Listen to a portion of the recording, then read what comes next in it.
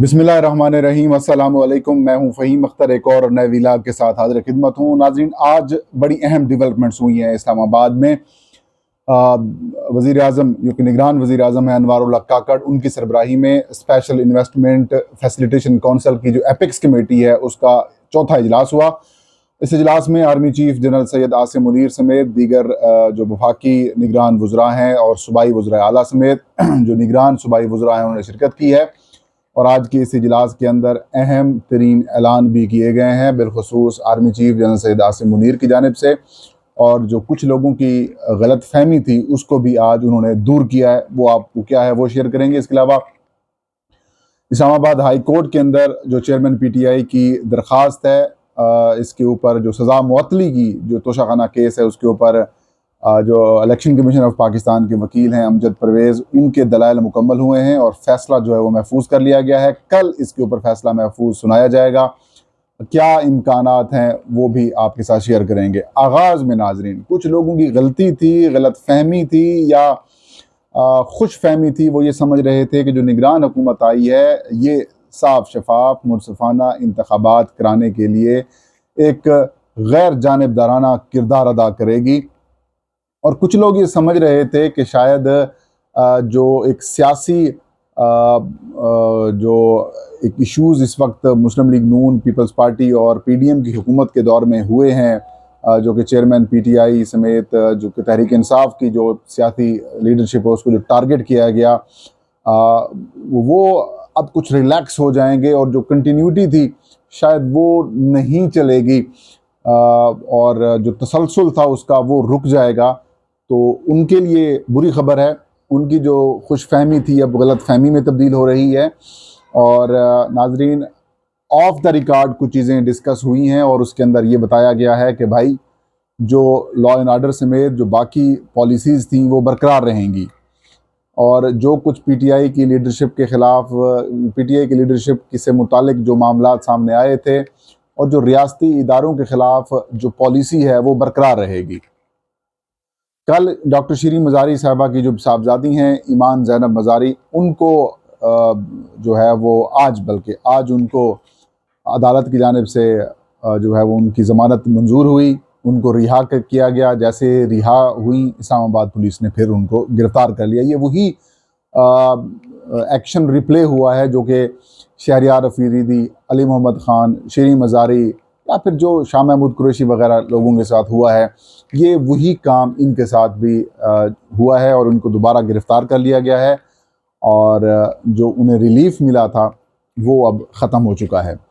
उनको किस मुकदमे में गिरफ़्तार किया गया है इसकी सिचुएशन सामने नहीं आई, लेकिन ये इस चीज़ को की अक्कासी है कि जो कुछ राना सनाउल्लाह साहब के, वज़ीर दाखिला साहब के दौर में होता था वही अब जो सरफराज बुगटी साहब हैं वज़ीर दाखिला, उनके दौर के अंदर भी वही चल रहा है।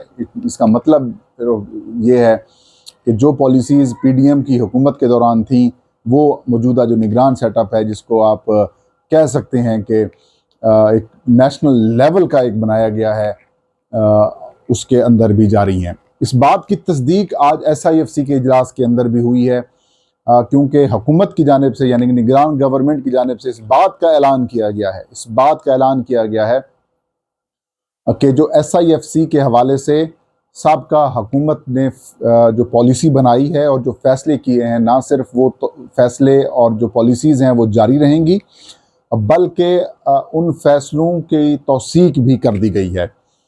निगरान वज़ीर आज़म ने अनवारुल हक काकड़ साहब ने ये कहा कि जो SIFC का किरदार है वो बड़ा अच्छा है। पाकिस्तान के अंदर IT, तवानाई, ज़राअत, माइनिंग, मिनरल्स, ये जो इंडस्ट्रीज़ हैं इनकी बेहतरी के लिए जो इसमें इन्वेस्टमेंट के हवाले से जो काम किरदार SIFC का है वो बहुत ज़बरदस्त है। और जो इसके प्रोजेक्ट्स या फिर मामलात हैं इसको मज़ीद इसको आगे लेकर भी हमने जाना है और जो काम है उसको तेज़ भी किया जाए। ना सिर्फ निगरान वज़ीर आज़म ने इस बात का इजहार किया बल्कि army chief general Syed Asim Munir जो कि इस इजलास के अंदर शरीक थे, उन्होंने भी ये बात की कि जो अफवाज पाकिस्तान है वो निगरान हुकूमत के साथ ताउन और मदद और जो हिमायत है वो जारी रखेंगे।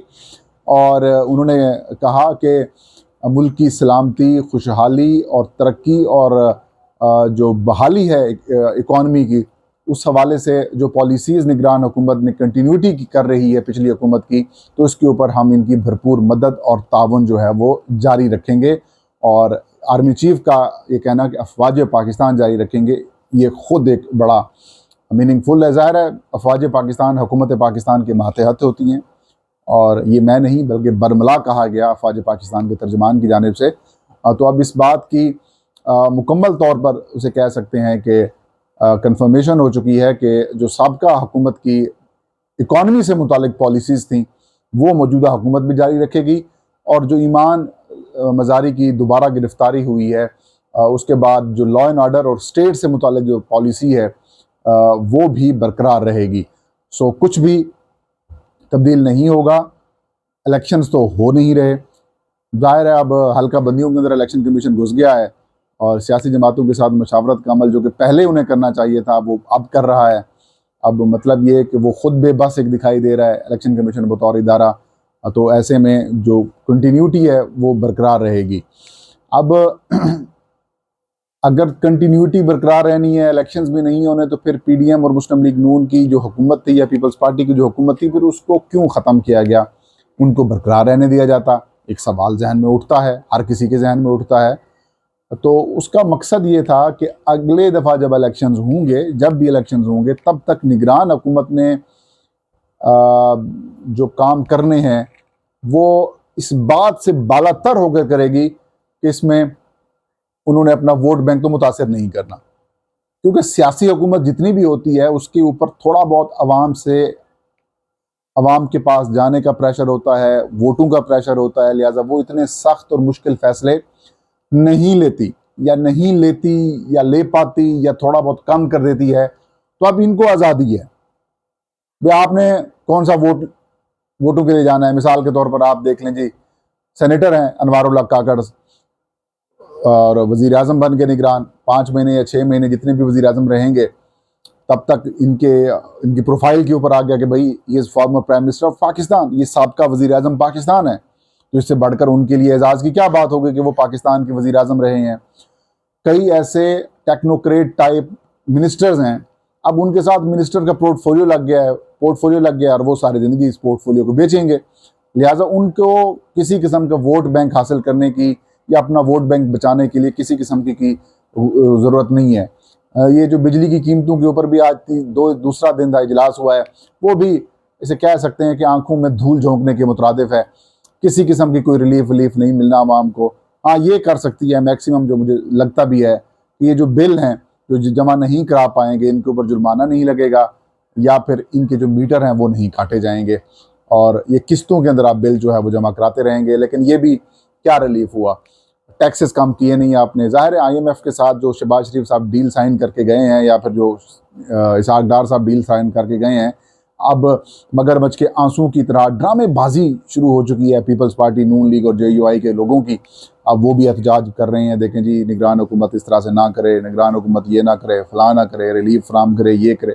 ये सब ड्रामा है, तमाशा है, अवाम को बेवकूफ़ बनाने की एक कोशिश है। निगरानों ने कुछ भी नहीं करना, इन्होंने और महंगाई करनी है, पेट्रोलियम मसनूआत की कीमतें भी बढ़ानी है, बिजली भी मज़ीद इन्होंने महंगी करनी है, और जो छुरी जिस तरह से चलाई जाती है ना अंधाधुंध, ये वैसे ही काम होना है आपके साथ, और आप खुशफहमी में ना मुब्तला रहे हैं, क्योंकि सारा काम तो इन्हीं से करवाना है। अगर ये आकर जो है वो पॉलिटिकल गवर्नमेंट्स की तरह सोचने लग जाएंगी तो फिर इनको लाने का क्या मकसद है भाई। और दूसरा, मुस्लिम लीग नून, पीपल्स पार्टी और JUI के लिए माहौल भी बनाना है। सारा कुछ निगरानों के ऊपर तनकीद होनी है, जवाब तो उन्होंने देना नहीं है, ठीक है। तो इन्होंने तनकीद करनी है, निगरानों को गुनाहगार बनाना है, और उनको जो है वो सच्चा, खरा, बेकसूर, बेगुनाह के तौर पर ज़ाहिर करना है, ताकि लोग उनको फिर वोट देकर वोट देने के झांसे में आ जाएं और फिर उनको मुंतखब करके अगली हुकूमत में। लेकिन अब 2023 है, टेक्नोलॉजी का दौर है, सोशल मीडिया का दौर है, ये जो भी काम करते हैं ये नहीं के गले पड़ता है। खैर, अब हम जाने, अवाम को तो पता ही है उन्होंने क्या करना है, किसको वोट देना है, किसको वोट नहीं देना। So leave this debate. आज इस्लामाबाद के अंदर जो है वो इस्लामाबाद हाई कोर्ट ने चेयरमैन PTI इमरान खान साहब के ख़िलाफ़ जो तोशाखाना का केस है उसके ऊपर जो सज़ा मौतली की दरख्वास्त है उसके ऊपर फ़ैसला महफूज कर लिया है। धुआंधार किस्म के रिमार्क्स, धुआंधार किस्म के दलाइल जो हैं वो इलेक्शन कमीशन के वकील अमजद परवेज़ की तरफ से आए। उनकी भरपूर कोशिश थी कि इसके अंदर स्टेट को नोटिस करवाएं और पीटीआई चेयरमैन इमरान खान को मज़ीद जो है वो जेल के अंदर रखवाया जाए। और उनकी ये कोशिश कामयाब तो नहीं हुई। अलबत्ता इस्लामाबाद हाई कोर्ट की चीफ जस्टिस आमिर फ़ारूक साहब ने जो है वो फ़ैसला महफूज कर लिया है और कल सुबह 11 या 11:30 बजे जो है वो फ़ैसला सुनाया जाएगा। आई होप के चेयरमैन पीटीआई इमरान खान की जो सज़ा है इस केस के अंदर सस्पेंड हो जाएगी, लेकिन फौरी रिहाई थोड़ा सा इशू है होगा, क्योंकि इमरान खान साहब की बहुत सारे मुकदमात के अंदर साइफ़र समेत और जो मामलात हैं उन मुकदमात में उनकी गिरफ्तारियां जो हैं वो डाली जा चुकी हैं। उनके अंदर फिर इनको जो है वो मुतल्लिका अदालतों से जो है वो रुजू करना पड़ेगा और वहाँ से फिर इनको ज़मानत बाद अज़ गिरफ्तारी जो है वो करवानी पड़ेगी। तब तक खान साहब मेरे ख्याल में जेल में ही रहेंगे। ये था आज का वीलॉग। मुझे इजाज़त दीजिए। अल्लाह हाफ़िज़।